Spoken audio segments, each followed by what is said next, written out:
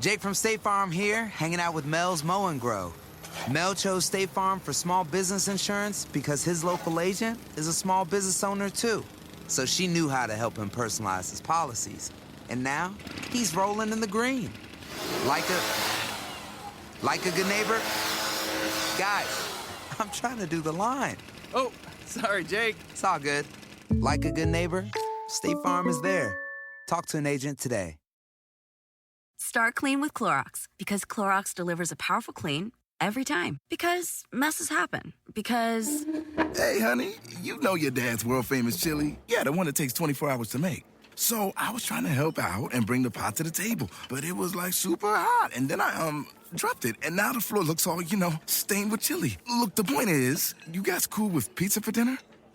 Honey? Ooh, yeah, that happens. So start clean with Clorox. Use Clorox products as directed. At Consumer Cellular, you get the same exact coverage as the largest carriers, but for up to half the cost. Same thing, up to half the cost. Up to half the cost for the same thing. 50% the money for 100% the same thing. I hope I'm making myself clear. Consumer Cellular. When freedom calls, we're here to answer. Call us at 1-888-FREEDOM. Half the cost savings based on cost of Consumer Cellular single-line 5GB data plan with unlimited talk and text compared to lowest cost single-line postpaid unlimited talk, text, and data plan offered by T-Mobile and Verizon May 2023.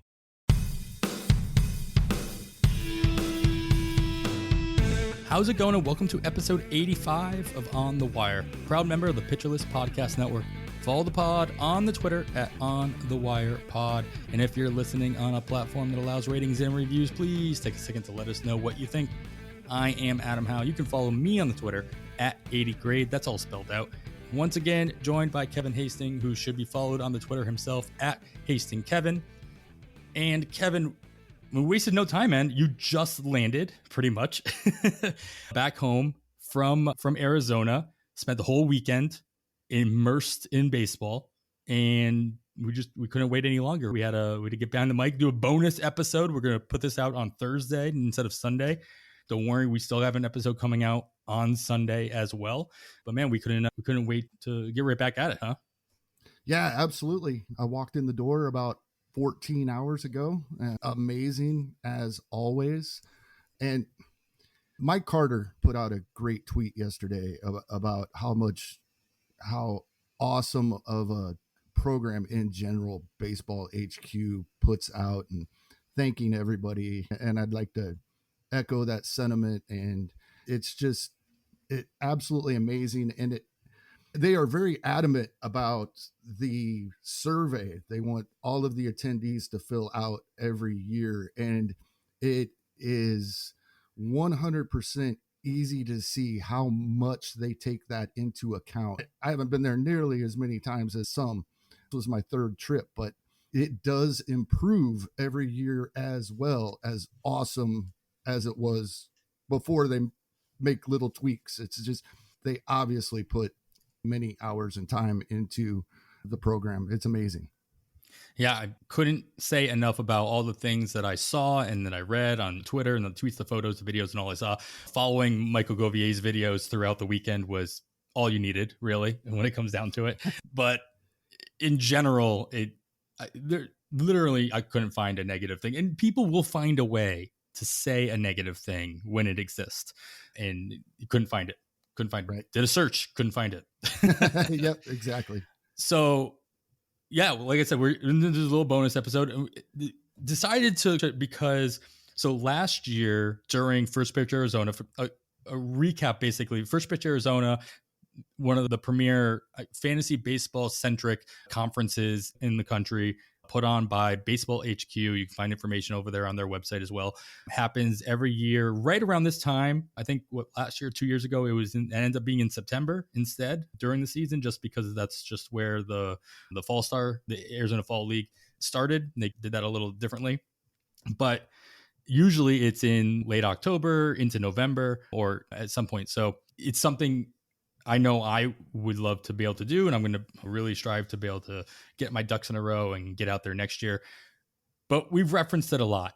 I just want to make sure everybody is aware of what this is. How many people, roughly, Kevin? If you I don't think I heard a number this year. I have heard numbers in the past.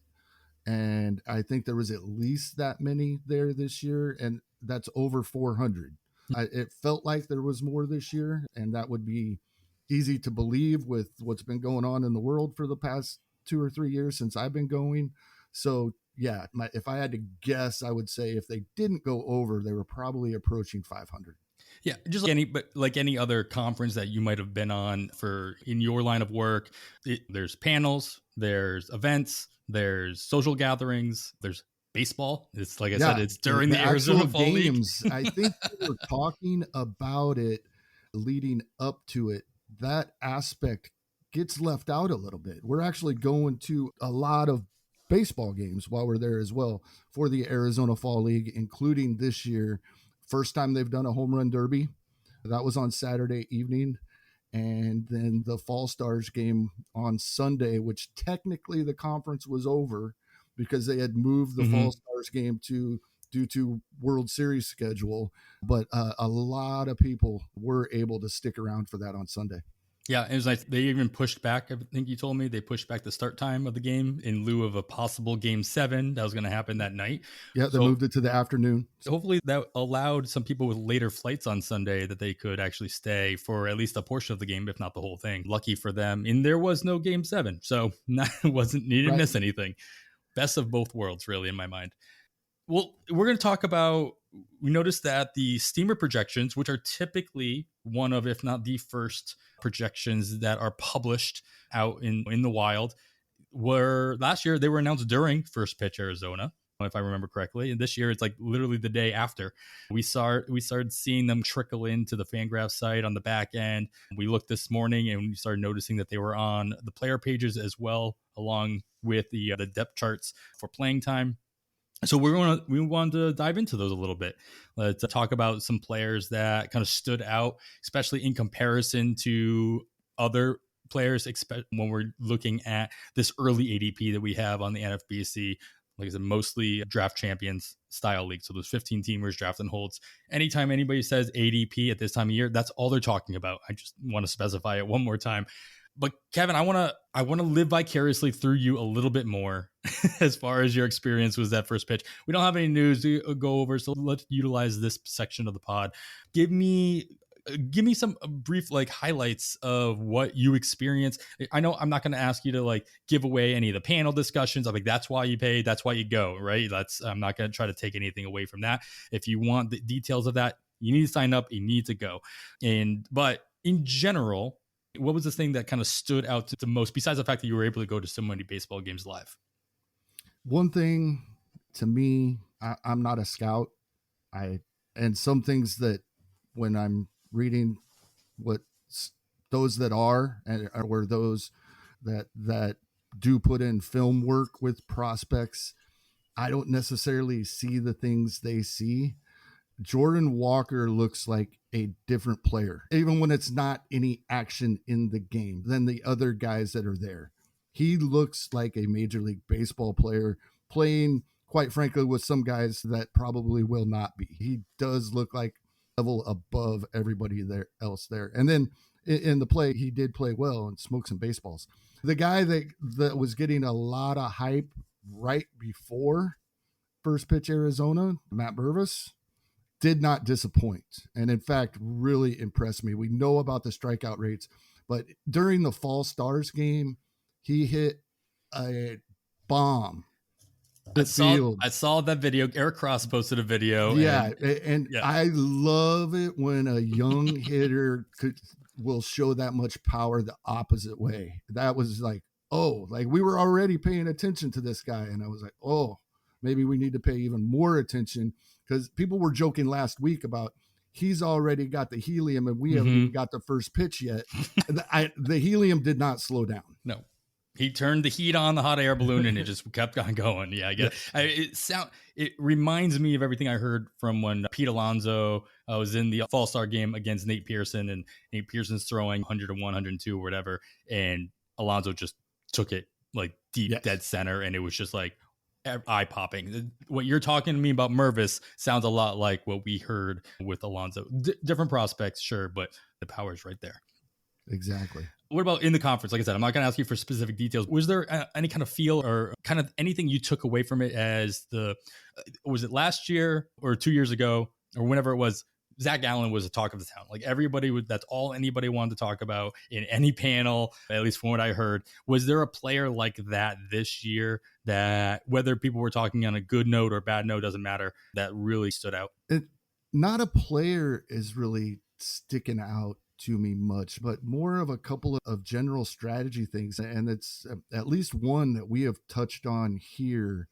I get the general feeling that we're looking at many fantasy players are going to fortify their pitching staffs and their bench with pitchers, and streaming hitters is going to become even more prevalent than even we have suggested that maybe it should. I think in general, that was a big takeaway I had. Yeah, that's not too surprising. Streaming pitching was awful last year, especially in a 15-teamer. It was downright near impossible most weeks. That's still our job throughout the season, is to find those diamonds in the rough that might be available, but it wasn't easy. So I can understand why that might be the sentiment across the industry. So we'll see how, as drafts start moving into the FAB style leagues, how that turns out. In fact, so we do later in the off season, like we really start concentrating on ADP, and do we take schedules of the first couple of the weeks in the season into account enough and draft guys at the end of our draft that we would typically in season be picking up in FAB just for the next week or two. And there were suggestions that we may want to start doing that as early as like round 15 in drafts. And I started thinking about that, and it makes sense. If we feel strongly about the matchups and the plate appearances or innings that we expect a guy to get, maybe we need to, we're not drafting a guy just for that first week or two, I don't think yet at that point, but we should be taking schedule into account earlier in the draft than we have in the past. And we're going to be talking about one of these projections, the steamer projections. They are all season, right? And so if you get to a point in the draft where you need to build your team for a certain part of the season, I'm a proponent that, especially at the top of your draft, you could start, if you're in a head-to-head league, start considering your September schedule as well to maximize as many plate appearances or innings pitched in that scenario, because those are the players you're not going to drop. They're going to be on your playoff roster. They're still going to be good enough to be on your team all season long and get you to the playoffs, right? That's the theory. But if you can look to see what hitters aren't going to have 7 games in the first week of your playoffs or the second week or the championship, if you can see yourself getting that far, that's something to consider as well. And you can't just look at the year-long projections. You did a draft. You did a draft at first pitch. Usually you do the auction, as you mentioned. You did a draft at Draft Champions, if I'm not mistaken. How'd that go? It went pretty well. I was pretty happy. One funny thing, right? There not many projections out there yet, at least the publicly available for free were not available yet as we were drafting, but we did have a little bit of ADP. I think it was still at the 12 completed drafts that we talked about last episode. I think that was still the ADP at the time. But in general, it went pretty well. One specific thing, we hear Nick Pollock talk often about have your 4 foundational players. And after my draft, I asked him about one of the guys that's going to come up here later in the show. And I think in a very supporting what I asked Nick about, I really like my first 3. Is John Gray good enough to be my 4th in that scenario, the way you like for people to construct their teams? And he gave me a big thumbs up, made me feel good. and especially with, like I said, what we're going to talk about here in a little bit, this kind of more confirmation bias to make me feel a little bit better about my pitching staff. Yeah. Nick tends to be on the positive side. If you listen to the On the Corner that he did at First Pitch, he talks about that. Miles actually made him talk negatively about a couple of pitchers, and he sounded very uncomfortable. Right. But it's not in his nature at all. It is an interesting strategy. I do believe that when Nick talks about that, and he can correct me on the side if he wants, but most of Nick's advice, his rankings, everything is based toward 12 teamers and 12 team leagues that aren't draft and holds. So either both your head to heads, your rotos, or what have you. And so I also think he's talking about building that base of your rotation with the 4 guys you're not going to drop throughout the season, or at least you hope you're not going to have to drop, and you're going to be streaming out. And these draft and holds, yeah, you have a long bench and you can go in and out from there. But I don't know. I think you need more than 4 in a draft and hold scenario where you're really basing most of your season on how many innings you're going to get out of these stronger pitchers in your and rotation. That's part of it too. If he would be happy with those 4 in a 12-team Fab League, then that, to me, okay, this is a good start in a 15. Absolutely. For my draft and hold. Yeah, especially a 15-teamer. Yeah. All right, man. That all sounds amazing. I can't wait to go next year and hear this Kevin's unofficial review of First Pitch Arizona. And one more thing before we get away from this, and I think part of it was my 3rd time there, of course. Part of it, like I said, I think there were a few more people there, but you never hear anything bad from anybody about the people you meet, the people you hang out with, the conversations that take place outside of the meetings, at the games, in the hallways, at the poker table, sitting out at the pool, even though it was not warm enough in Arizona this year to get in the pool. I think I got better weather in Indianapolis than I kept hearing you guys were getting. Yes, people coming from your part of the country, the Northeast, it's warmer at home. But there was even more of that this year for me. I spent a lot of time with people I had never met before. It's amazing. I feel like I came away with more real life friends than I had when I arrived. It's so awesome. Nice. That's what you go for, right? And we all live in our little internet bubbles and whatnot, to be able to like spend some time, especially after the last couple of years that we've had, that's kind of stopped us from doing it as much as probably some of us would like. And it's just nice to be able to do that, whether you did it by yourself, you did it with your family, or you did it with friends. In maybe you're lucky enough you have some people in the industry that you see on a regular basis and you're able to go as a big group. It's just amazing to be able to hear that everybody's so welcoming and everybody's so happy to see everybody, that they either listen to their podcasts or read their work or they talk to them in chats or whatever it is. And so I may or may not have volunteered you for future podcasts with other people, but I don't think you'll have an issue with that. You, like me, you don't need an excuse to talk baseball. No, that's absolutely fine. This is the first I'm hearing about it, though. I'm just going to say that. You did a draft. The last thing I'm going to say before we move on, just as a reminder, everybody listening, you did this Draft Champions draft in Arizona. It's not the only drafts that's happening early on. We are still accepting pre-registrations for our On the Wire listener leagues. We've had we've had a lot of people register, which has been awesome. It's amazing. We are on track to having possibly double the amount of drafts that we did last year. We had 5 last year, so we are on track to maybe hitting 10. That's our new goal. And it's not going to be difficult based on the reception it's gotten so far. So if you haven't registered yet, we haven't started yet. We're going to do the first draft this month. As soon as the NFBC switches over, there's still technically the site's still in 2022 mode. That happened overnight.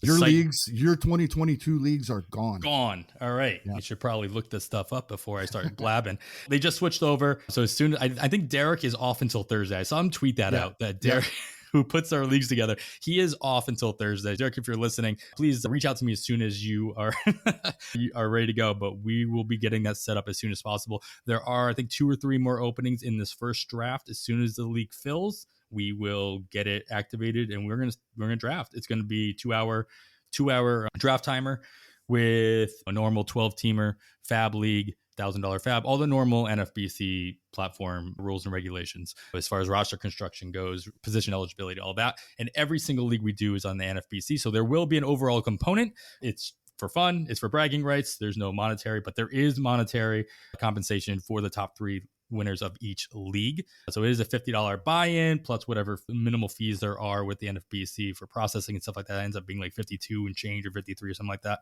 And the top 3 will get paid out. We'll see what that is. I'm sure it's not going to be different, but I think it was 400, 150, 50. If I'm not mistaken, something like that. No, it's 100 for second place because I got second place in a couple of them. Sigh. Yeah, but yeah, so one thing I like to bring up when people ask about this, if you're new to NFBC or you have dabbled a little bit, done a cut line, a DC, the easiest way for me to explain these leagues are the rules are exactly the same as the 12-team RotoWire online championships, but at a lower price point. So it's a nice way to start jumping in and getting used to the format. Yeah, you could do 7 of our leagues for the same price. You could do right. 1 online championship.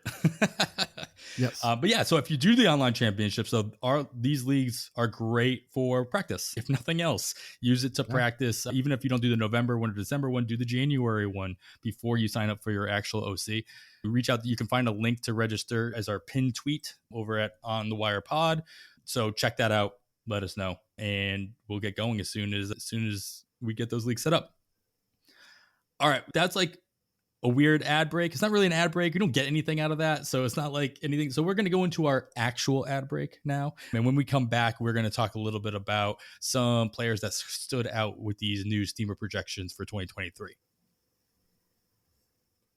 All right, we are back. You are still listening to On the Wire. I am Adam Howe, joined by Kevin Hasting. We're talking about some of the interesting players that stood out in the initial 2023 Steamer projections that kind of just snooked their way into Fangraphs the other day. They're now on the player pages, as Kevin pointed out to me earlier before we started recording, which was nice, good timing. But it was nice because it was like, if you were paying attention, which I really wasn't, I just saw somebody else tweet about it on Monday, and oh wait, are they there? And it was really confusing because if you go to the projection site on Fangraphs, it still says, it might not, by the time this comes out, it might have updated it, but it still says 2022. And so I'm tweeting out something, and I've other people like, where are they? I'm like, they're hidden. They're hidden behind the 2022 banner. So just ignore that. They're definitely in there. You guys got some rookies in there that obviously weren't projected for 20-something home runs in 2022. So it's obviously 2023. And they're on the player pages now. You can trust that. I'm sure that these will be adjusted, whether they're adjusted based on as players get signed, as they get cut, as they get traded, whatever happens in the offseason. These things are going to be adjusted. So take some of this with a little bit of a grain of salt. And we'll mention them when we talk about some of these players as well, our concerns of what might change. But let's get everything. I put some players together, Kevin, that by position. So I took two players for each position, compared them to what Steamer has them projected to do, and in the fact that they are going so far apart in current ADP. So a lot of questions that have to do with these. I'm going to push you to answer most of them. I'll give my 2 cents in there if it exists. But what I want to know on each one of these guys is how much do you trust the projections for each one of them? And I put these together for you next to their 2022 stats as well. And which of the two do you trust the most? Because a lot of these are identical. they're pretty close, even though they might be going. That was the most shocking thing when I looked at your list. Some of these are, yes, they look like the same player. They should be going back which to is back. What we're looking for, though, right? Right. This is the also common, why take player A when you can take player B 20 rounds later? That's exactly what this is. Yeah. And then what kind of impact do you think these kind of projections are going to have on ADP of these players? Is it going to push player A down? Is it going to push player B up? Obviously, there are other players going around them in drafts as well. You're not just considering these two players, but maybe you should be. So let's go around the horn. We'll start with catcher because it's first on this list. So first up is Willson Contreras for the Cubs, going 6th. He's a 6th catcher off the board. He's going overall at 104, just over the 100 mark. That's about the mid-9th round. All these are referencing 15-teamers. So if I say around, we're talking 15-teamers. It's obviously going to be a little bit earlier if you're considering this in a 12-teamer. But then a couple rounds later, about 5 rounds later, you got Sean Murphy. He's the 11th catcher off the board, going around 164. And Steamers got them both for 21 home runs. They're only got a 1-run differential. They have only a 3 RBI differential. stolen bases are negligible here, and they are 0.001 off on average. So both around 238, 239. And I'm just talking straight out production numbers that you care about in your 5x5 leagues. There's a whole bunch of underlying stuff that you can get into. But Sean Murphy, we talked about in the last episode as a non-tender candidate for the A's, or at least I did. Trade candidate rumors, he might not be playing for the A's. The major difference here for these two guys was plate appearances that we saw from each one of them last year. Sean Murphy leading catchers at 612 plate appearances, if I'm not mistaken. Willson Contreras did not break the 500 plate appearance mark, even though I think he was the one that a lot of people thought would get extra plating time due to the DH being in the National League, one of the few catchers that we thought was kind of almost guaranteed to get that. He missed some time throughout the season that kind of cut into that opportunity. But Steamer has Sean Murphy 595 plate appearances to Contreras' 558. So same questions. It's like in two catcher leagues, why draft Contreras when you can wait on Sean Murphy? Great question. A lot of this will have to do, we expect both of these guys to be with a new team. And the projections will adjust when that happens. But for right now, yeah, great question. And I think the answer is you do wait and try to get Sean Murphy in this instance. It's the thing, as you mentioned, the plate appearance drop or negative compared to Sean Murphy for Willson Contreras. It wasn't the way he was used by the Cubs. It was he missed a little bit of time. Or I think it would have been closer as we anticipated going into 2022. Yeah, I think one thing Sean Murphy almost definitely is going to be in a better ballpark. And he is 100% going to be in a better lineup, right? So I think that even adds to this, as much as I'm trust the projections, don't adjust them. That's probably accounted for. It just gives me more confidence in buying that the projections, at least at this point, this one projection system. That's the other thing, as we start seeing more and more come out and compare them. And then, of course, we see Ariel Cohen's ATC, combine them all together in February. That's amazing. But for right now, what we're looking at, I 100% buy the take Sean Murphy 4 or 5 rounds later. Yeah, I don't think that's going to hold. I don't think that's going to hold, especially with the stipulation that we all believe Sean Murphy's going to be traded or non-tendered, or he's not going to be with Oakland anymore. But with that being said, I do believe that him being in Oakland is baked into these current projections. As if you go to the actual projection page, Oakland is the team listed next to Sean Murphy, whereas Willson Contreras doesn't have a team. And so there's going to be that option for adjustment on these projections based on where Sean Murphy goes.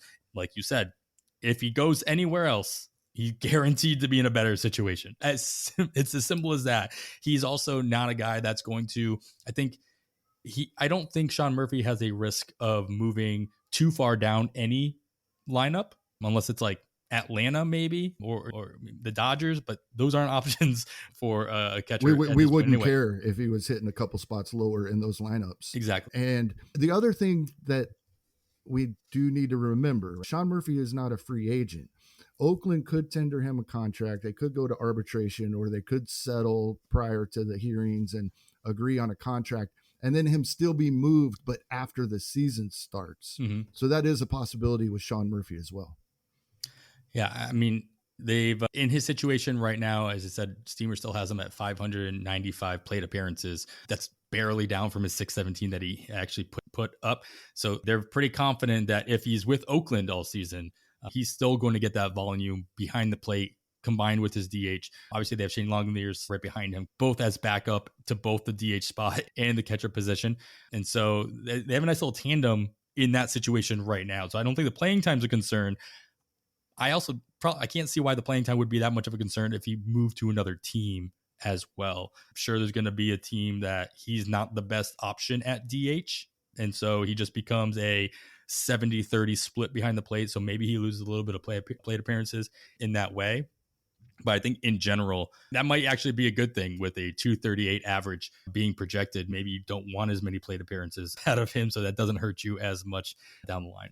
Yeah, if the games you lose are the lower side of any platoon splits you have or matchups that the team believes in, and you're still getting all of these counting stats, but less at bats for that batting average to matter, then that's a plus. Yeah.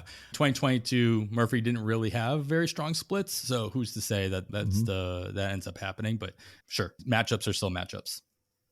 All right, let's move on to our first base position that kind of stood out to me here.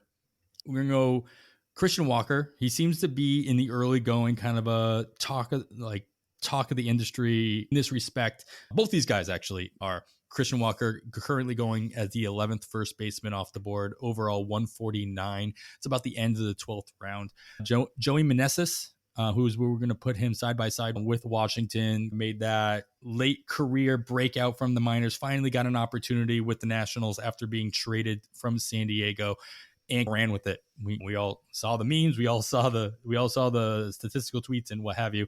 He's currently going as the 25th first baseman off the board, so more than likely being drafted as a corner in most scenarios, or possibly even a DH. 222 overall, hasn't quite broken into the top 200 like our boy Matt Mervis is going to be doing very soon.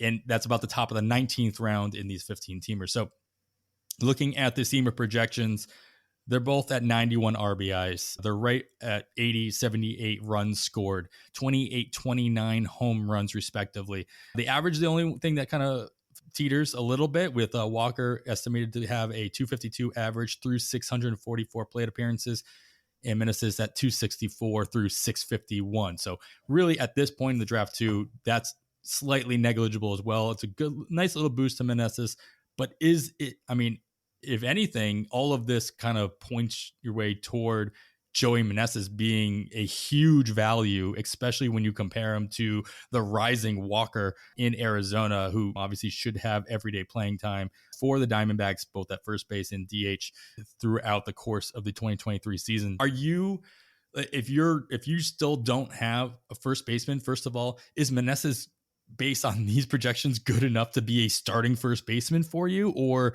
in that respect, are you skipping Walker at this point in the draft, the 12th round, and waiting all the way until around pick 200 or so and grabbing Meneses as your starting first baseman based on the fact that they could put up the same numbers?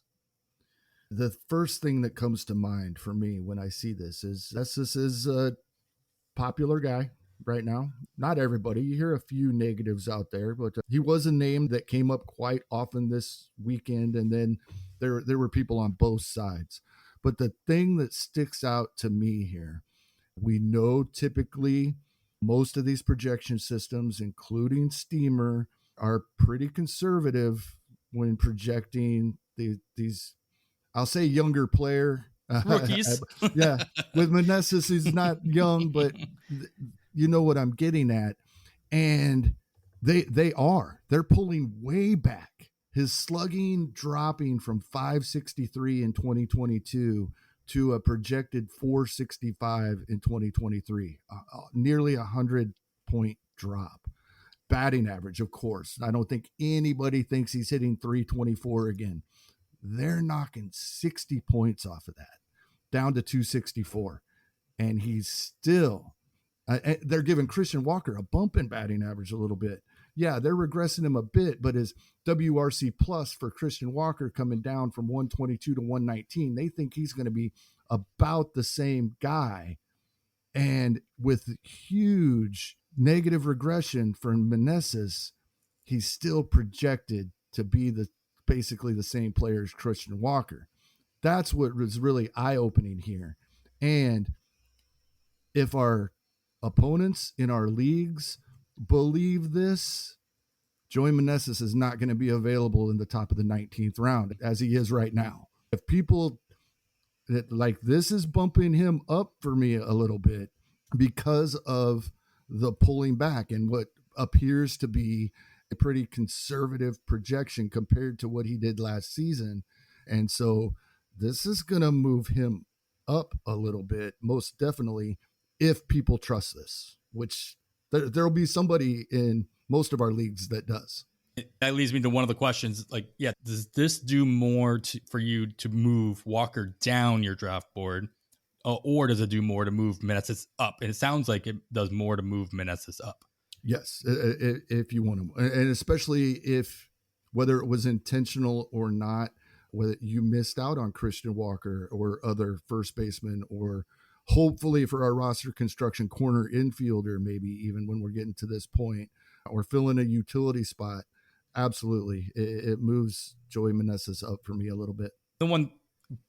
The other positive thing about Meneses is that, first and foremost, he didn't get an opportunity until he got traded to the Nationals. He played for a couple different organizations and nobody ever, he's 30 years old now, but in all estimations, he should be playing every single day for the Nationals next year, and probably in the heart of the lineup, third, fourth, wherever they end up putting him.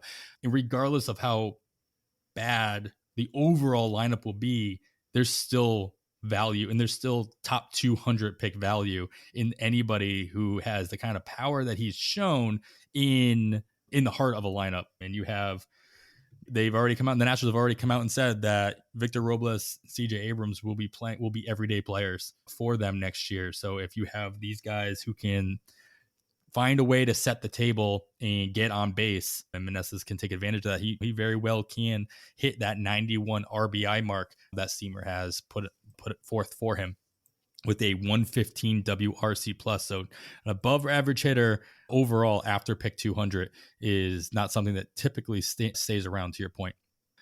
All right, let's move on to second base then. One guy that's coming back from pretty much not playing at all for the most part last year is Ozzie Albies. He is currently the second baseman going off the board at overall pick 42. That is about the top of the fourth round.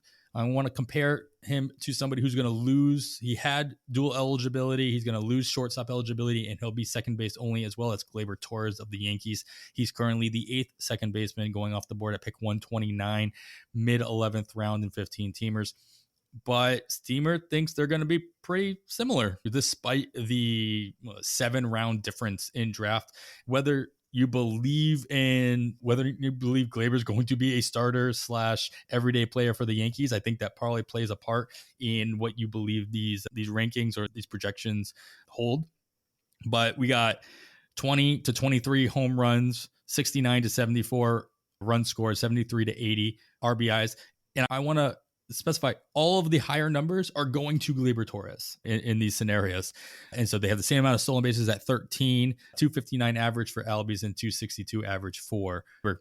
And Gleyber with a good 47 more plate appearances estimated. So Steamer thinks Gleyber is going to be an everyday player. That is unless Yankee fans have their way and they can find a way to trade him and a bag of balls for the best players in baseball, which seems to be Gleyber Torres is the new Clint Frazier in that regard. Or maybe he's the new Andahar. I'm not sure.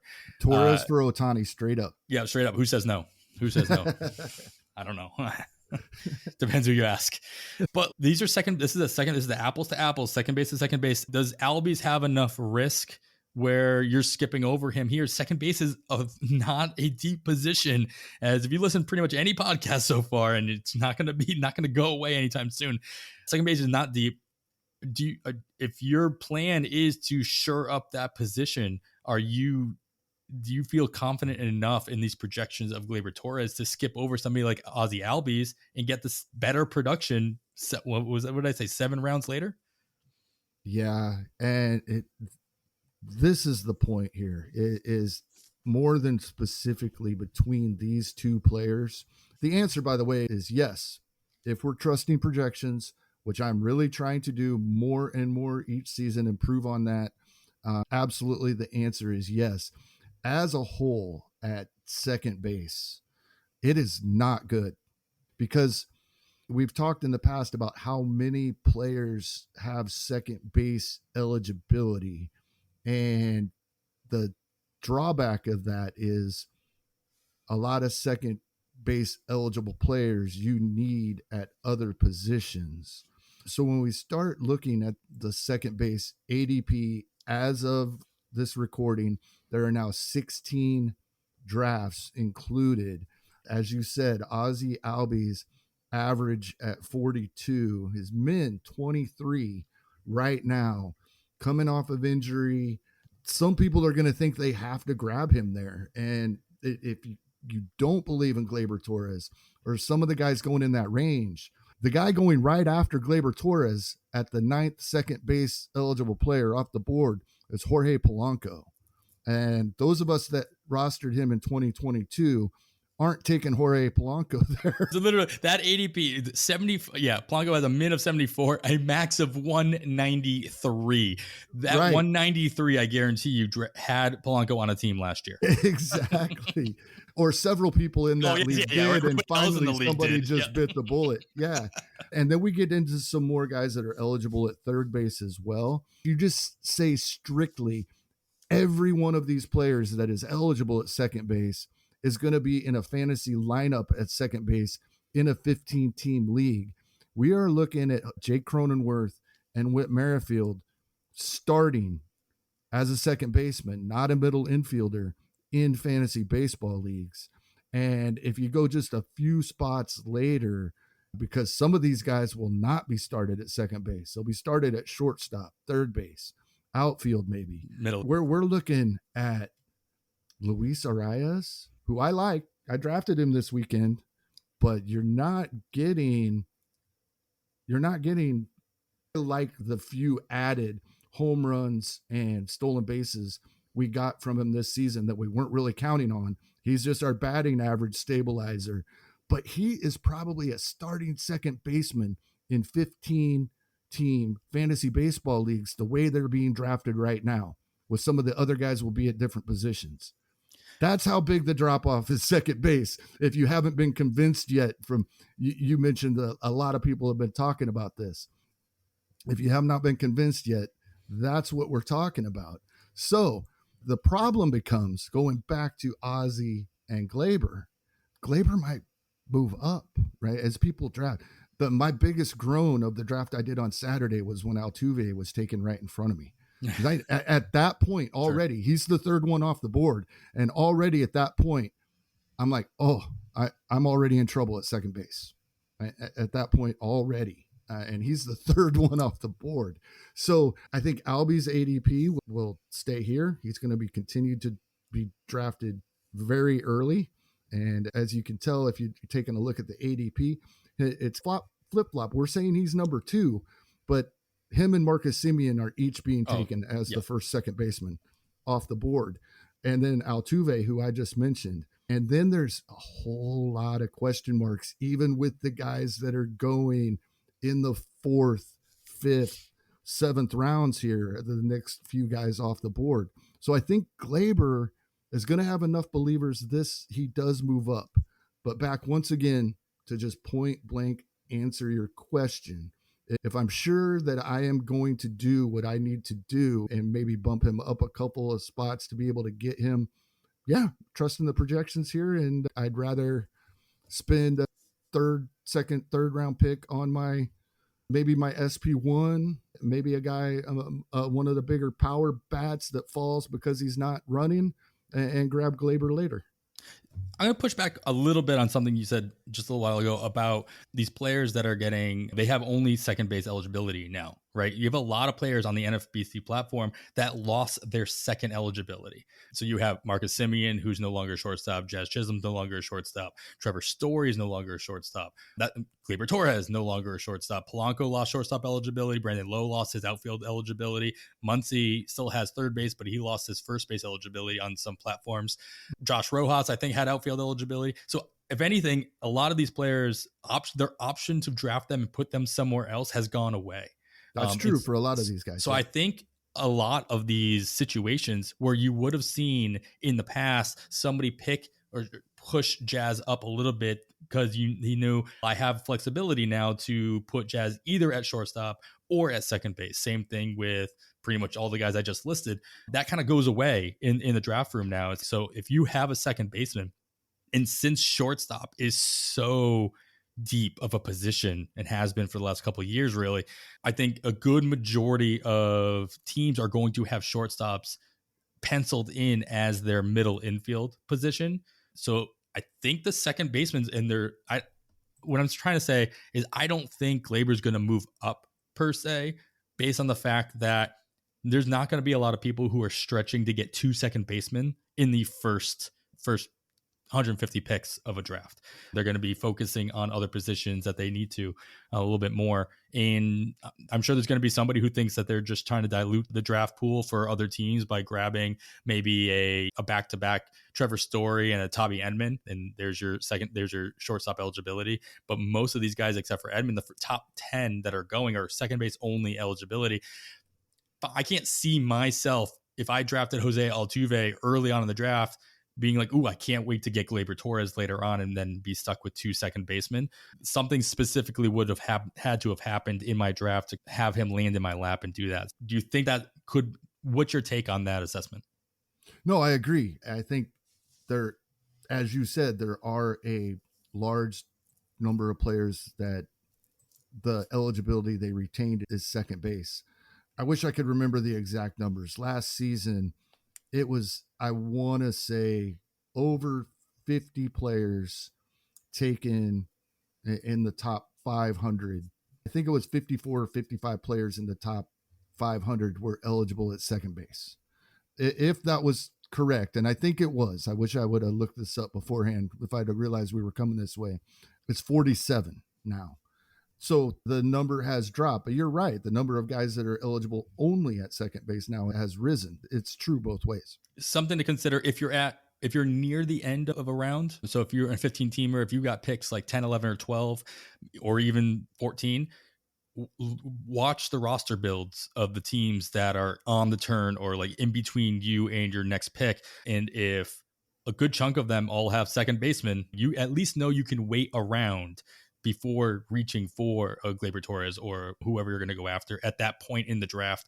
But if it gets to a point where there's only a handful of second basemen that you trust still on the board and they all have an opening at the position, you might have to jump up around, even if it's only 5 or 6 picks. You still have to reach for that there, and you could start a run, and then you could just let the rest of the turn pick up the rest of the second baseman in that little bubble, and then you'll have your pick of the litter on who you want to fill your next position. So a lot of strategy involved there as far as knowing what your opponents are doing in the moment and how you can take advantage of that, especially in a slow draft where you have a little bit more time to analyze those things. All right, let's move over to third base. A lot of talk about third base drops off quickly as well. One of the everybody's favorite, like push up the rookies. It's more exciting. Gunnar Henderson, he's no exception. He is going as the 8th overall third baseman going off the board at overall pick 97, so just inside the top 100 currently. That is about the top of the 9th round. Now, if we go a little further down, 9 rounds further down, we have somebody that at one point kind of was everybody's, not sleeper, but people were really talking highly of him and then just stopped. And that's Ryan McMahon of Colorado. And I know how you feel about Colorado hitters, but we'll talk about it anyway. He is going as the 19th third baseman. So more than likely, he is going to be drafted as someone's corner. Possibly somebody waits a little bit longer and grabs him as a starting third baseman. But at pick 210 overall, he's going in the top of the 18th round. But you know what? I know, like you mentioned with Mesesa, these younger players, guys who are younger than 30 years old, usually are brought down a little bit on these initial projections, especially with Steamer. At least that's the association that they have. Their projections right now, their plate appearances are close to identical, just right around 600 plate appearances each. Both of them getting 22 home runs. Gunnar at 76 runs scored to McMahon 72, 78 RBIs for Henderson, 75 for McMahon, 10 bases for Henderson, and 7 for McMahon. So McMahon can still chip in his fair share. Averages are pretty much even hovering right around 250. This is there too much risk for a rookie who looks like a can't miss prospect playing in the AL East, which granted isn't going to have as much of a weight on it this year with the more balanced schedule moving forward, versus Ryan McMahon, who plays in Colorado and can apparently, according to Steamer, can put up the same numbers as this can't miss, very exciting prospect that everybody wants to grab as early as the 8th round top 100 pick. Yeah, so for me, this is very format dependent and also then is going to vary widely per league. For somebody going as high as he is in a draft, Gunnar Henderson's min and max pick spread a long ways apart. His max is over double of what his min is. So he's gone as early as the end of the 4th round at pick 59, end of a 15 team board. He's also went in the 10th round. That's a huge gap, right? So very league dependent here. I don't think I have the confidence. I know I don't have the confidence in a rookie to make this move at the end of the 4th round. If he's still there in the 10th round, like he has been in a league, completely different story. And then when I say format dependent, as you mentioned, it's the Rockies, right? I am not touching Ryan McMahon, no matter how far he falls. Literally, I will say that he will go undrafted in a league if it's up to me to draft him, and it's weekly lineups, because the home and away splits with Coors Field is so dramatic. We know that. And we know we talked about it last season, how the schedule, at least for the last 2/3 of the season, was very favorable. We knew when to have him in the lineup, when not to. Now, if you're in an NFBC format, when you look at the schedule for this upcoming 2023, it's not favorable for the weekly lineups until very late in the season. So for those in trade leagues, I think a lot of these Rockies are going to be trade targets at the deadline.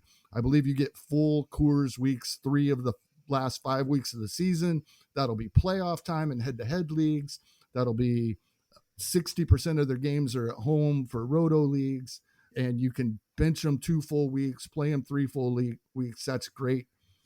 But not until mid-August does that come around. They don't have their first week of all home games till like week 9. So in weekly leagues, like I said, not touching him other than if I could trade for him late. The flip side, though, this in NFBC formats, if you're willing to start him with a Monday, Thursday off, when he would have 2 starts, and either way, it's still great. In with the leagues where we can change our offensive lineups on Friday, we can get 80 of the Rockies' 81 home games out of Rockies players and 0 road starts as the schedule sits right now. So you still get 78 of them, even if you don't use them that first half, Monday through Thursday, 2 start week. So this is really dependent hugely on format for me. So in FBC formats, yeah, I think Ryan McMahon is a player. Now, but you have to remember, you have to have his replacement on your roster for those weeks. Unless you're confident you can stream it. I definitely want him on my bench when they're playing on the road, each and every single time. Ballpark doesn't matter. It's about ball movement. I don't care they're playing in Cincinnati. I still don't want him in my lineup. And then, like I said, with Gunnar Henderson, the difference in min and max picks is so drastic here. It depends a lot in league. In general, this does give me interest in Ryan McMahon in those leagues where I don't have to have him in my lineup all the time. This looks absolutely wonderful, getting him in the 18th round or so. That's really nice. But it's got to be a format and a situation I'm prepared for, to know I'm making these moves every week for the most part throughout the season. One half he's playing, the other half he's not. How much time do you want to put into maintaining your team?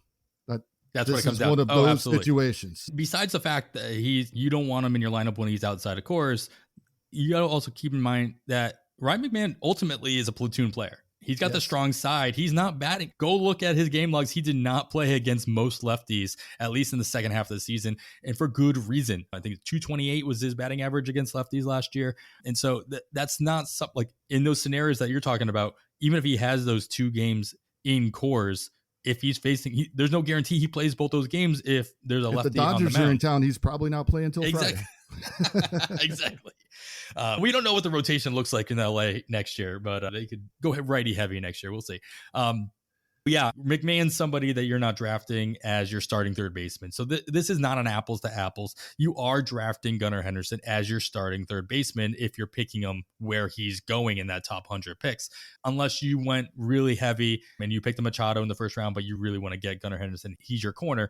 That's not going to happen in most scenarios, in most drafts. Do you think, though, based on these projections alone, if somebody is going strictly at projections, like you said, you're trying to do a little bit more, Colorado aside, is this doing more to push Gunnar down or push Ryan? And I know you said Gunner's already has a big window of min-max picks. He's going down in a lot of cases anyway, but on average, or is it going to do more to move McMahon up as people start seeing, oh, I can get the same kind of production later on in the draft out of him? Maybe I push him up a little bit more. In some of these drafts, there's not much room to be pushing Gunnar up. How much higher can you push a guy going into fourth round when I think even if you think the projections are light, even if you think he's a 25-15 guy in his rookie season, still not pushing him up much further.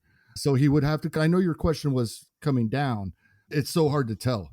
I think the average probably stays about the same, but the min and the max narrow or not change from what they are. But as the drafts continue, he won't get as close to that max anymore for sure. I don't think he's dropping at all. People are really excited about him. Man, it's a blah guy, I think, which is, once again, in a format where, in my mind, Rockies hitters are useful. That's great. The old boring. He's older. Oh, sure. He's been around a while now. He's not there young. He's not Gunnar Henderson's. It's not the Rockies style. The Rockies don't play those young guys anyway. So this, I think, in a format where you can manipulate the home away splits to your advantage, I think Ryan McMahon is somebody that I might bump up a little bit, especially. I don't think it's quite as awful as the perception was last year. And now we're talking about second base dropping off pretty quickly. Outfield, in 5 outfield leagues, outfield is as bad as I can remember it being.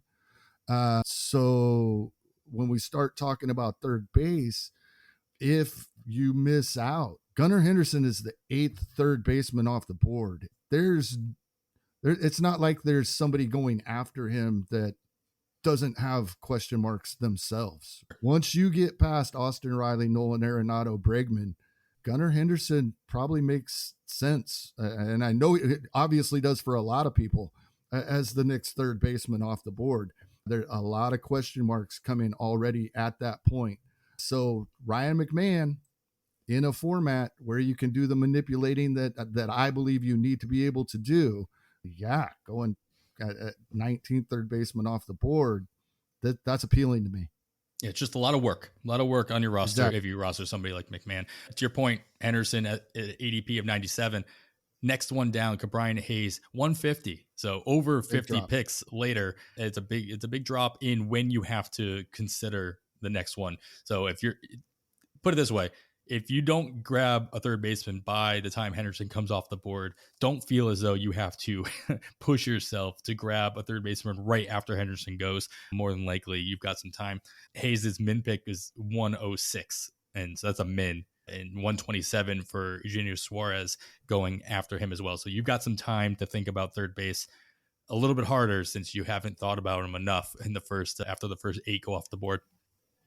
All right, let's move to the deepest position, at least as a consensus. It seems as though everybody thinks that's the way. But I'm not going to talk about the guys I have listed here are not your top tier guys. These are guys that either you might even be considering them for your middle, at least one of them for sure.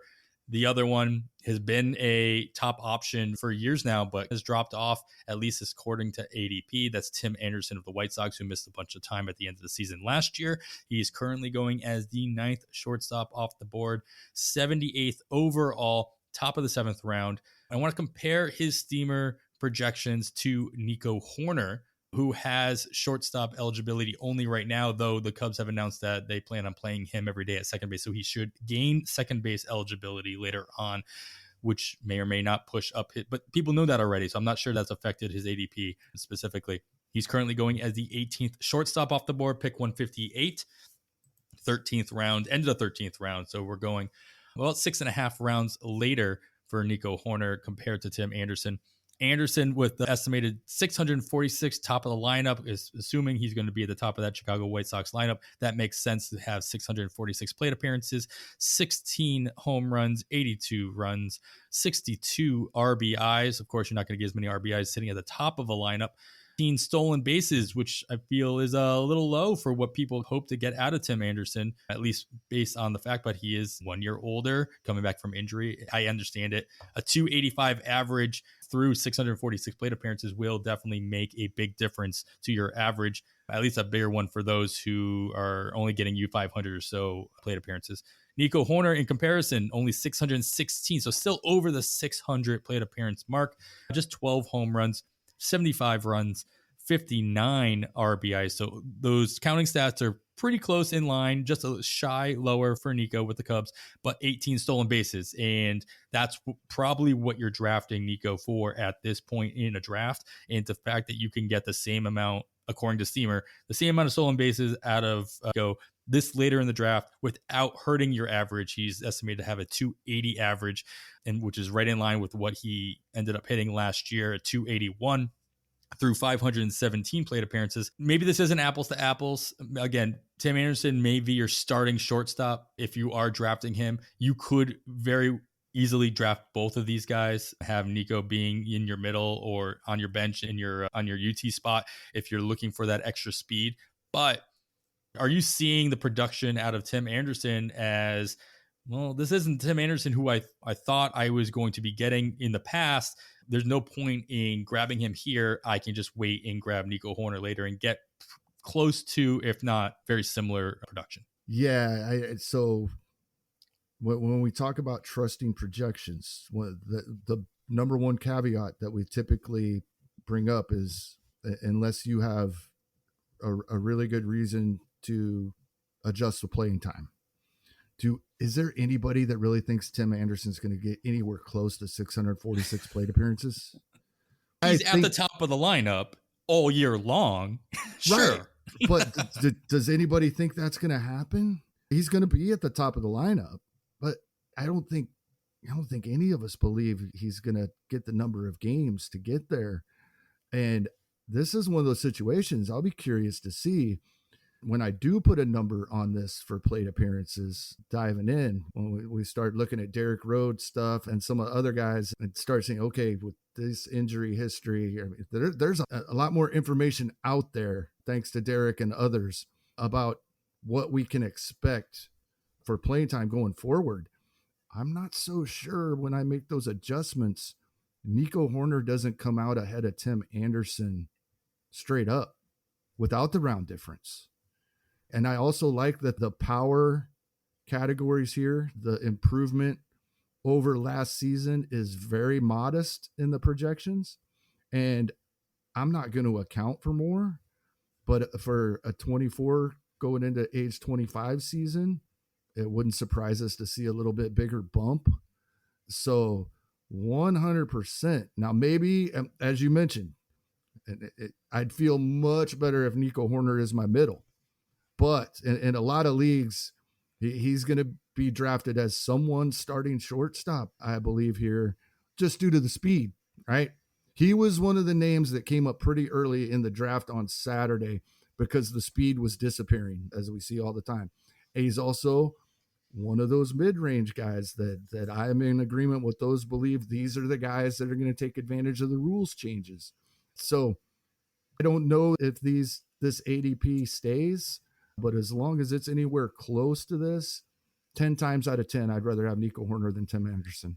What's nice about the Steamer projections is they also come along with the Steamer 600 projections. Yes. So you can, like you were saying, if you were to adjust the playing time, how does that adjust the counting stats and all that? They do that in a rough way with the 600s. So as I mentioned, their actual projections are at 646 and I think 617 for Nico, 646 for Tim Anderson. If we don't expect Anderson to do that, you can at least knock him down to 600 by looking at the projections. And if you do that, if they're on the same playing field as far as playing time goes, Nico definitely comes out ahead. Maybe a couple more home runs for Tim Anderson, 15 versus 11. But now all of a sudden, Nico Hoerner is stealing more bases than Tim Anderson. He's scoring the same amount of runs as Tim Anderson. Sorry, he's knocking in as many runs as Tim Anderson. He's still scoring less because maybe he's not at the top of the lineup for the Cubs, as opposed to Tim Anderson is at the top of the lineup for the White Sox across Chicago. But if we're not expecting that kind of plate appearances for Tim Anderson, you can already see that go down. And I don't think Tim Anderson brings enough to the table where you can compensate for his missed time easily enough. There are some guys, like you can draft Giancarlo Stanton and know that when he's playing, he's going to hit you home runs. You can't say the same thing about Tim Anderson, especially if he gets hurt again throughout the season. Who's to say when he does come back, he's still going to steal bases? You don't know that. He's the type of player he's going to want to, I'm sure. But whether or not that'll be advised, I think is the big question mark. And it wasn't as bad as with his teammate, Luis Robert, like we were talking last week with Carlos, but there was plenty of times Tim Anderson was not on the IL, but he also was not in the lineup. That was the worst. It is the worst. There's Luckily, nothing worse than fantasy baseball. I didn't have as much. Especially when it happens on Tuesday, right after early in the week, and then you're stuck with them at least till Friday, depending on format. Yeah. All right. Second base, shortstop, you have lots of options here. Hopefully Tim Anderson is not the one that you are relying on to be your shortstop. And at that point in the top 100, I better, like I said last week, I want to be very confident about whoever my number one is at every position. Tim Anderson is not somebody I feel confident as my number one. And I'm probably not drafting my middle infielder in the top 100. Personally. All right, let's move to outfield. As you said, it's as scarce as you've ever seen it. We've got one very exciting name that everybody's pushing up. I call him like the Bobby Witt of this year, just because he's barely played. It's a little different. Bobby Witt didn't play at all last year. He was still getting pushed up into the 6th, 7th round. Corbin Carrol did play a little bit last year. He played just enough to retain his rookie eligibility, just like Gunnar Henderson did. And so he should be playing from the jump so that Arizona can try to get that compensation for Rookie of the Year. That's if he produces the way Steamer thinks he's going to produce. I don't think he's going to give Arizona the compensation that they're hoping for, with a 524 plate appearances, 18 home runs, 61 runs, and 61 RBIs. 15 stolen bases is nice, sure, but it all comes with a 242 average. Now, this is one of the bigger jumps that I've made here, and you say what you want about it. The numbers were way too similar not to utilize this. Jake Fraley, okay, now in Cincinnati, which is nice. 495 plate appearances, so only about 30 less plate appearances than Carrol. 19 home runs, 59 runs, 60 RBI, so right in line with Carrol. Only 9 stolen bases, still the difference of 6 at that point in the draft, whoop-de-doo, and a 236 average in less plate appearances. He is going in the mid of the 26th round. That is overall 313, the 76th over outfielder off the board, compared to Carrol being the 17th, going at pick 66 overall. So we are talking a 20-round difference. This is literally the why pick Corbin Carrol in the 6th round when you can wait 20 rounds later and pick Jake Fraley. So tell me, Kevin, why should I not do that? Yeah, this is such a large gap. I don't think the conversation is why take Corbin Carrol when you can get Jake Fraley later. However, let's be responsible. Right, but the point is still similar. One, definitely in our 5 outfield leagues, and even in the 3 outfield leagues, we need more outfielders, right? Where this isn't catcher, where it's that's typically their only spot other than a couple of players, and that there's a select few. But when you start adding that we need multiple of these guys, it kind of alters it a little bit. The point remains the same. And I think Fraley is obviously a nice value at the moment. He went quite a bit earlier than this in my draft Saturday. Like I said, the speed started disappearing. The outfielders started disappearing. We only drafted 23 rounds, and he was drafted way before we're done. So he didn't make it till the mid 26th. But I think, yeah, the point remains the same. We're looking some here. I think those drafting Corbin Carrol above his average and closer to that min feel he's going to have way more than the 15 stolen bases that he's being projected for. I think this is a case where there's going to be plenty of people that don't trust the projections in this spot. So if I am going to, and so far with Steamer, this is the case, if this is where it looks like others are projecting him for stolen bases, and he pretty much ends up out of the picture for me, unless I'm fortunate enough to have him in a keeper or dynasty league. See, even if you just take the stolen bases and increase the stolen bases on this projection, okay, if that's what everybody's thinking is wrong with this particular projection, look at look at everything else. How many stolen bases does he have to get to justify grabbing him where he's been going? It's not a big window of mid-max pick. He's going at 48 to 91. So that averages out to 66 in the 16 drafts that have completed. He's going right before Garcia, who has a slightly lower min pick as well. And he's going a couple outfielders later than teammate Dalton Varsho. Like, I'd probably rather have Varsho for other reasons, namely the catcher eligibility, but he's already shown the kind of the output that you're hoping to get out of Carrol. Yeah. How many stolen bases do you think you need in order to justify this pick? I don't know, but we're going to jump ahead. I know we're still going to talk about some pitchers, and we're not done on these two players maybe quite yet. I'm going to jump ahead. My final thoughts are going to be the middle of the episode thoughts today. I like it. Don't assume what that number is. Don't just think that you can say, even some of the analysts that I absolutely love, I don't like it when they say, I got to give this guy a bump a few spots. That's not what I want. The first thing I do when I choose I do it with all projections, but definitely with the one you feel like you want to give the most credence to. You download it to a spreadsheet. You very simply change all of these to per plate appearance. You make your plate appearance changes and you see where they come out. When it doesn't have anything to do with plate appearances, if you just think in these 524 plate appearances, Corbin Carrol steals 25 bases.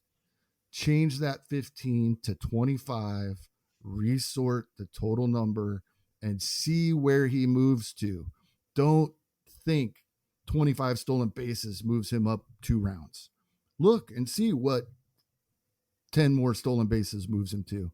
So I don't know the specific answer to your question, but this is one of my things that I am most adamant about in my off-season research, is putting the number on it and seeing what that is. And so I haven't done this yet, maybe, but prior to Sunday's episode dropping, this is something we can revisit in our next episode, and I could have a more concrete answer for your question. See how many stolen bases he needs, everything else staying the same.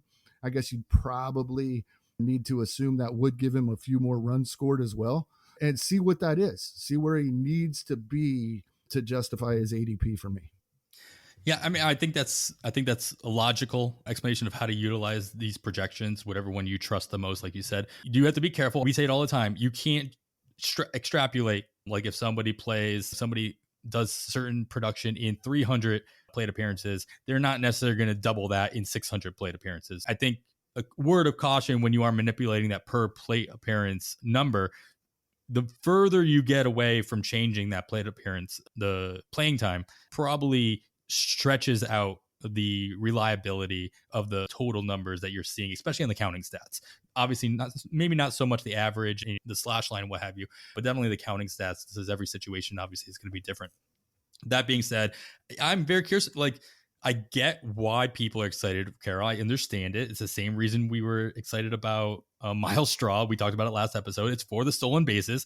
Carroll's a much better hitter in all accounts that Straw was, but if we are going with a more toned down expectation of a rookie in Major League Baseball, which I know last year was fun. We had a lot of really fun players break out, a lot more than we normally see, to the extent that we saw it between Julio Rodriguez and Adley Rutschman, even Bobby Witt. Even though Bobby Witt had a 99 WRC plus, his fantasy stats were getting him drafted in the first round this year. Michael Harris, the list goes on and on. You don't normally have a list that goes on and on with these rookies that come up. It is nice that Carrol got a large cup of coffee at the end of last season. That being said, if I'm drafting somebody and I'm telling myself, listen, he has to do X, Y, and Z to get the value out of this pick, then he's not the pick for me. I want to be able to get as much value out of every pick as I can. That's not always going to be the case. It all depends on how confident I am on where they're going to hit the certain projections or certain stat line that I'm expecting. But to see Carrol go above and beyond this projection that we're seeing at a steamer, and again, like you said, it's the first one. Who's to say the Bad X comes up with something different? ATC obviously is going to put them all together. I just did a quick thing here, and to your point, are you going to expect him to do what he needs to do?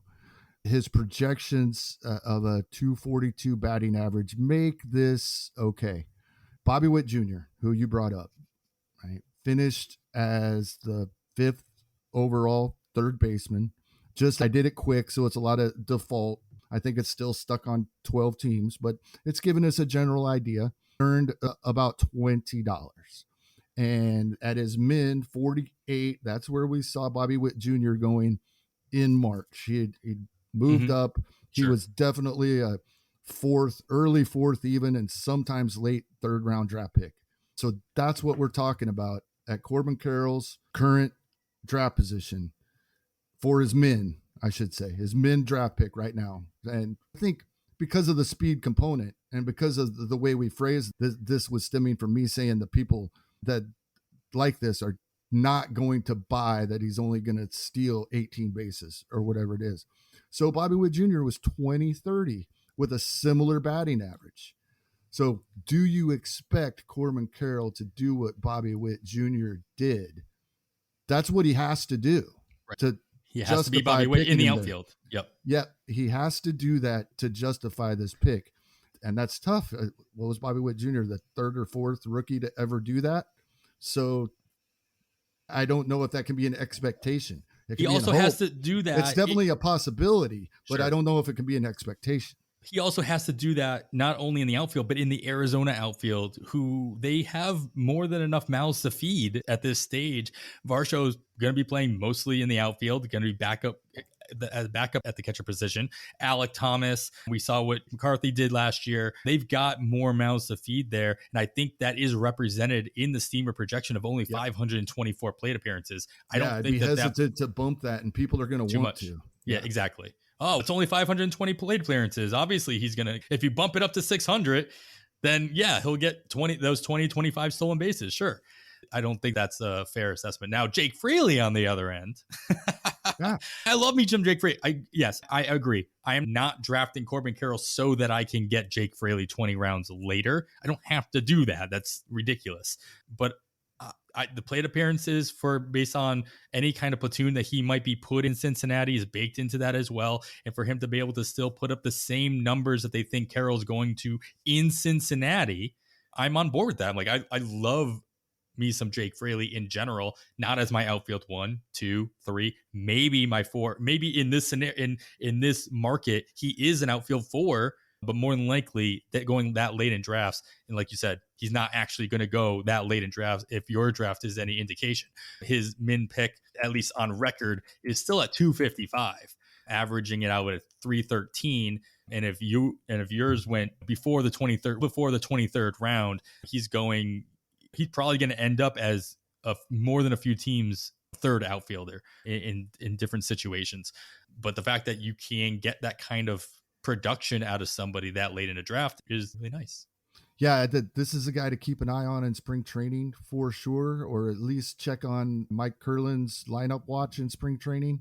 He spent a lot of time in the cleanup spot earlier in the season, but still second half, he spent quite a bit of time leading off. that's going to matter, even though they're both top half of the lineup, because I think most people, when drafting Fraley, are counting on a few of those stolen bases at this point. He's a very affordable power speed combo guy. And I think that lineup position could affect which one we think he'll get more of, or will be adjusted a little more. Trying to get through what ails him at this point. Batting mostly in the 4 spot, as you mentioned. He had a couple of stints at the end of the year in the 2-hole for Cincinnati after moving over there. But if he can find a way to be an everyday player in Cincinnati, I do like where he's going. All right, we do have some pitchers to talk about. I do think that, Kevin, we should hold off on that. We should hold that to maybe the Sunday. Maybe we'll push that into next week as well, as we can dive a little bit more into these projections. I think we talked about quite a few nice little hitters. So I know we mentioned you don't want to double the hour and a half we're already at here on this podcast. I don't mind, but this is a good opportunity to extend our episode numbers so that we can get to 100 that much faster. I love it. All right, I think that's going to do it. Kevin already gave his mid-episode thoughts. Well, it ended will. up being final thoughts. That's great. It worked out. There you go. Ended up just as we planned it. All right, we'll have another episode coming out on Sunday, as we tend to do. Maybe we'll talk about these pitchers. Maybe we'll talk about something different. There's so much that you can take away from First Pitch Arizona. I'm sure there's something else we could take away from that and turn into a whole episode as well. Kevin, now that you're not surrounded by baseball at all hours of the day, and you're going to be done talking to me, at least for the next 36 to 72 hours, how are you going to fill your time with baseball? Yeah, unfortunately, back to reality, I do have a few things to get caught up on at home that are non-baseball, but get them done as soon as possible and start looking at the spreadsheets, man. Get right back at it. Yeah, we'll. And I have put off drafting more than in the past. It's true. So one thing I did notice when I was looking at the lobby this morning, there's typically not the Express Draft Champions drafts until January or so, where you're like a 1-minute time clock. Sure. There's one November 14th with Derek, is what it says. It says he's moderating it. It must have just been added this morning, because then I looked and no one had signed up yet, but I bet that fills quickly. That will be a popular one. Yeah, I'm looking at that now. There are a lot more. Oh yeah, they filled in all of these that weren't there before. You can sign up for the main event. You can sign up for Ultimates. You can sign up for all of them now. There's 50s. There weren't 50s in there before either. Yeah. So here we go.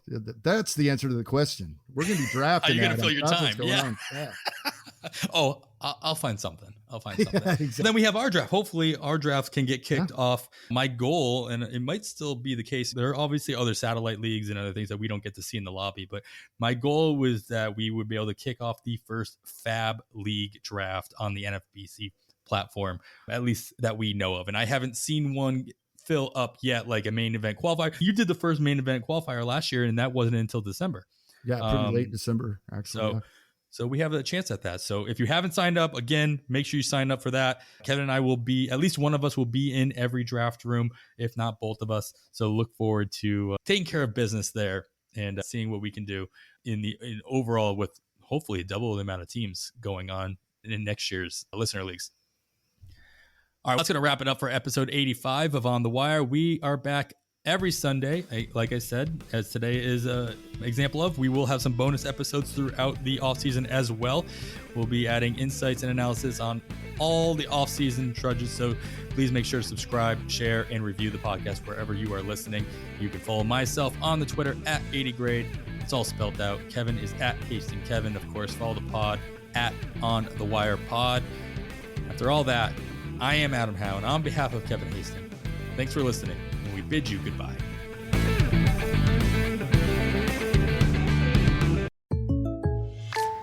Jake from State Farm here, hanging out with Mel's Mow and Grow. Mel chose State Farm for small business insurance because his local agent is a small business owner too. So she knew how to help him personalize his policies. And now he's rolling in the green. Like a good neighbor. Guys, I'm trying to do the line. Oh, sorry, Jake. It's all good. Like a good neighbor, State Farm is there. Talk to an agent today.